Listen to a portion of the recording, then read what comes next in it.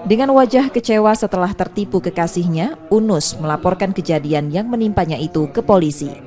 Dalam laporannya, ia mengungkapkan uang belasan juta rupiah dibawa lari kekasihnya yang hingga kini tak ada kabar.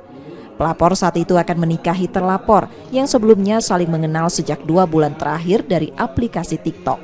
Terlapor beberapa kali meminta uang ke pelapor, kemudian emas hingga mencapai belasan juta rupiah untuk kebutuhan terlapor. Pelapor juga menyerahkan 1 handphone ke terlapor. Kadang dia kadang ayam ke TikTok. Nah, di TikTok aku tanya, "Omano Palembang." Apa ini? Jano apa ini? Dia Jano. Dia nomor WA dikasihnya. Sudah dikasih nomor WA. Ada 2 hari juga galak nak main dengan tempat keluarga aku, tempat emakku, tempat adikku juga galak. Ajulah dia nunggu di pinggir jalan di depan Indomaret. Sudah, temu emakku dia ngomong aku memang Jano ini. Tahu aku Jano ini. Bahwa aku ini datang dari Jawa. Gitu. Siapa nama dia? Ros apa? Dia Ros baik dia. Ros.